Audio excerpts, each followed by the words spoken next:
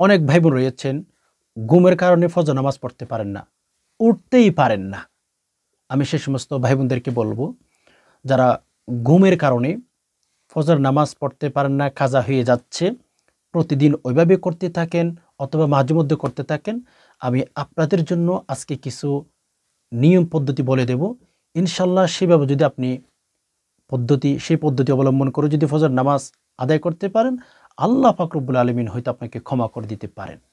আর হ্যাঁ, ফজর নামাজ কাজা হয়ে গেলে কিভাবে পড়বেন, কোন কোন সূরা দিয়ে পড়বেন, কত রাকাত পড়বেন, আপনি কিভাবে নিয়ত করবেন, অর্থাৎ যারা ঘুমের কারণে ফজর নামাজ পড়তে পারেন না, আজকের ভিডিওটির মধ্যে সে সমস্ত ভাই বোন থাকতে পারেন।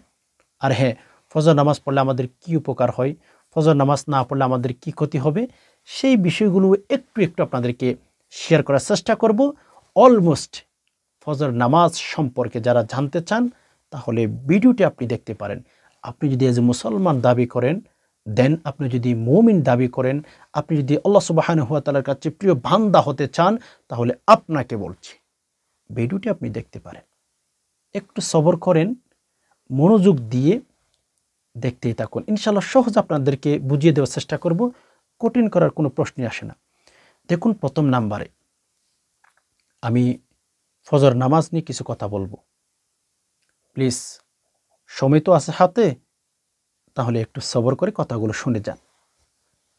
ফজর নামাজ এটা তো নামাজ না। আমি বলি এটা আমার কথা হচ্ছে, এটা জান্নাতের চাবি। আমি নামাজকে নামাজ বলি না, বাট এটাকে আমি জান্নাতের চাবি বলি। জান্নাতের চাবি বলার জন্য আমাকে সাহস দেন নবীজি সাল্লাল্লাহু আলাইহি সাল্লামের একটা হাদিস, মিফতাহুল জান্নাতিস সালাহ। বান্দা, সারা রাত ঘুমিয়েছিলি, এখন ফজর হয়েছে, আয় তুই একটু জান্নাতের চাবিটা নিয়ে যা।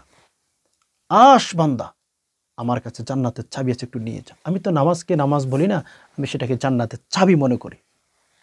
বান্দা, সারা রাত ঘুমিয়েছিস, ফজর হয়ে গেছে, দিন শুরু হয়ে গেছে, এখন তুই কাজে চলে যাবি। বান্দা, উঠ না, একটু চাবিটা নিয়ে যা না। কথাগুলো সহজভাবে বোঝার চেষ্টা করবেন। সারা রাত ঘুমিয়ে থাকি, আল্লাহ পাক বলেন, বান্দা সারা রাত ঘুমিয়েছিলি, এখন তো দিনটা শুরু হয়ে গেছে, এখন দিন শুরু হয়ে যাবে। আয় বান্দা আয়, এখন তো তুই আবার কাজ শুরু করে দিবি, কাজে চলে যাবি, ব্যস্ততার মধ্যে পড়ে যাবি গোলাম। আই না বান্দাই, ফজর নামাজটা একটু পড়ে যা, জান্নাতের চাবিটা একটু নিয়ে যা বান্দা। হায়, অনেক মানুষ আছে ফজর নামাজ পড়েন না। আল্লাহ তো আমাদেরকে এই জন্য ডাকেন। এটা তো নামাজ বলি না, আমি এটা তো জান্নাতের চাবি বলি। কেমনে পারেন ভাই নামাজকে ছাড়তে? নামাজों में क्या मजा है, नमाजों में जा जा कर देख लो, सजदों में क्या मजा है, सजदों में जा जा कर देख लो।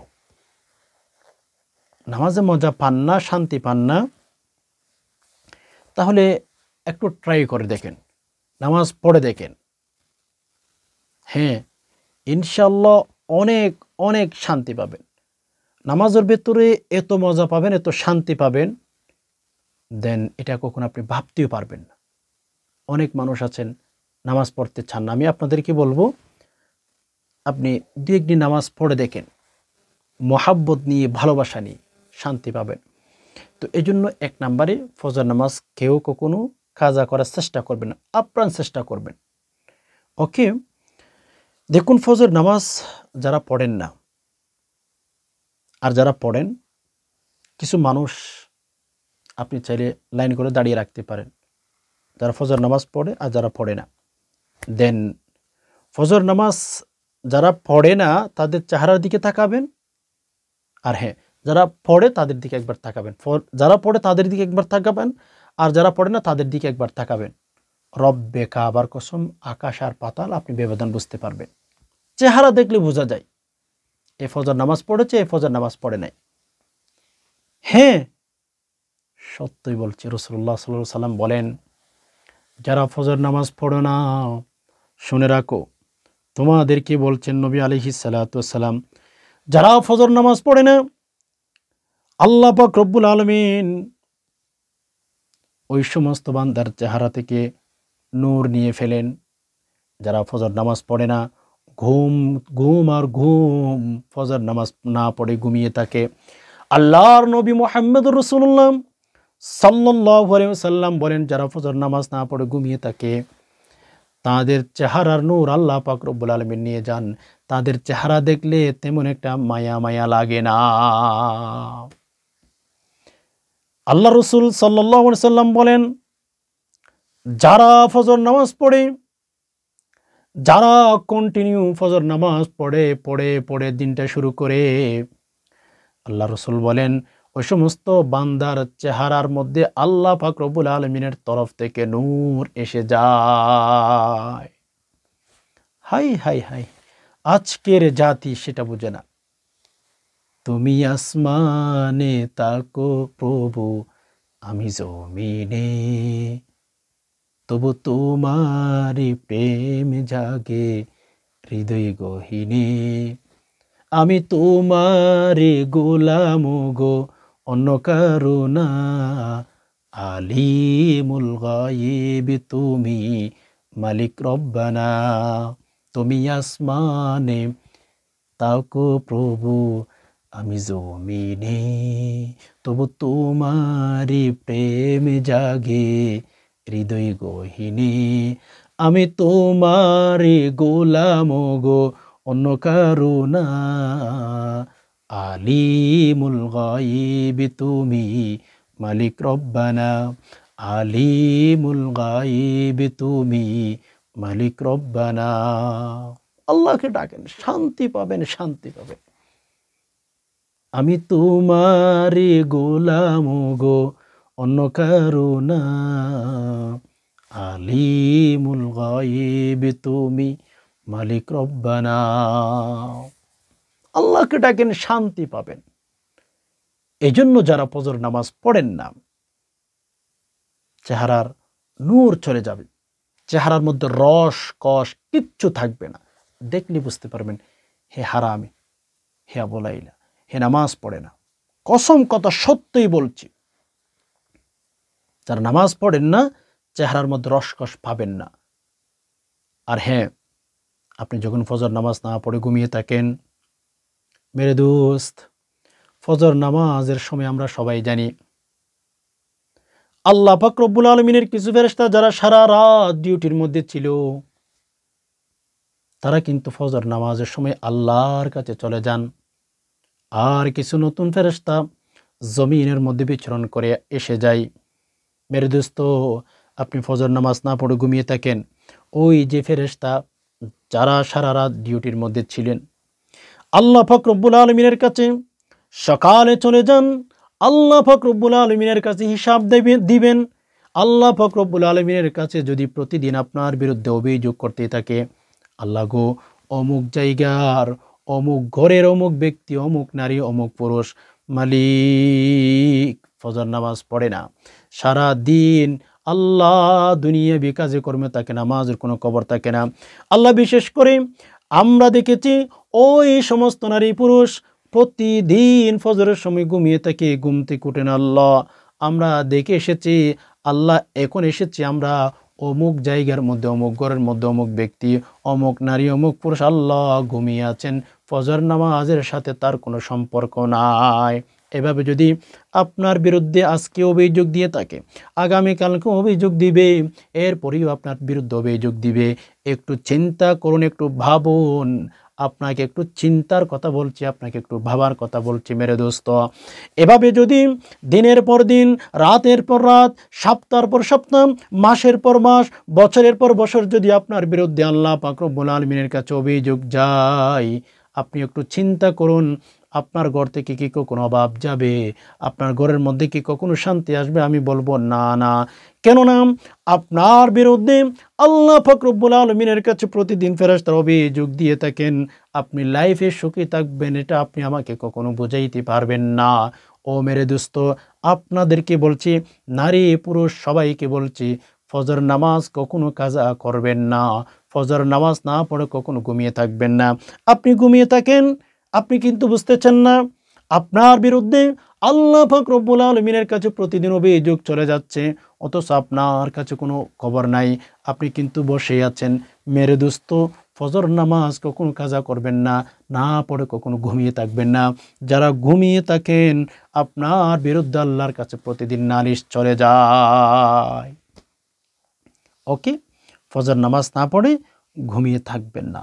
যদি চান, আপনি যদি ফজর নামাজ পড়েন, আপনি যদি তাসবিহ তাহলিল আমল জিফা করেন ফজর নামাজের পরে, আল্লাহ তাআলার কাছে ফেরেশতারা যাবেন, আল্লাহকে বলবেন যে মালিক, অমুক জায়গার মধ্যে গিয়েছিলাম আল্লাহ, অমুক জায়গার মধ্যে অমুক ঘরের মধ্যে আমি দেখেছি আল্লাহ, তারা ফজরের সময় উঠে যায়, ফজর নামাজ পড়ে, কোরআন পড়ে, মালিক। এরপরে দেখা যাচ্ছে ওই ব্যক্তিটি অভাবের মধ্যে আছে, ওই ব্যক্তিটি ঋণগ্রস্ত হয়ে গেছে, মালিক আপনি তার অভাবগুলো দূর করে দিন, আল্লাহ তার মনের বাসনাগুলো পূরণ করে দিন। এভাবে যদি প্রতিদিন, আজকেও কালকেও, দিনের পর দিন, সপ্তাহের পর সপ্তাহ, মাসের পর মাস, বছরের পর বছর ফেরেশতারা যদি আপনার পক্ষে হয়ে আল্লাহ পাক রব্বুল আলামিনের কাছে সুখবর দেন, আল্লাহর কাছে যদি বারবার বলতে থাকেন যে আল্লাহ, অমুক ঘরের অমুক ব্যক্তি, অমুক নারী, অমুক পুরুষ আল্লাহ প্রতিদিন ফজর নামাজ পড়ে, অথচ তার লাইফ নিয়ে অনেক কষ্টের মধ্যে আছে, আল্লাহ তার জীবন নিয়ে অনেক অভাবের মধ্যে আছে, মালিক আমরা নিজেরাই সাক্ষী দিতেছি, আল্লাহ অমুক ব্যক্তি প্রতিদিন ফজর নামাজ পড়ে, একদিনও ফজর নামাজ কাজা করে না, নারী পুরুষ আল্লাহ সবাই কিন্তু ফজর নামাজ পড়ে, আল্লাহ তার ঘরের মধ্যে আপনি একটু শান্তি দান করেন। ফেরেশতাদেরকে আল্লাহ বলেন, হে ফেরেশতার দল, তোমরা কি দেখেছো ওই ব্যক্তি ফজর নামাজ পড়তেছে প্রতিদিন, তোমরা কি দেখেছো? ফেরেশতারা বলেন, হ্যাঁ আল্লাহ দেখেই তো বলছি, মিথ্যা তো বলার কোনো অপশন নাই, আমরা তো মিথ্যা কথা বলতে জানি না, যেটা দেখেছি ওইটাই বলতে পারি, আরেকটি কথা আমরা বৃদ্ধি করে বলতে পারি না, মালিক আপনি তার ঘরের অভাবগুলো দূর করে দিন, তার মনের স্বপ্নগুলো আপনি পূরণ করে দিন।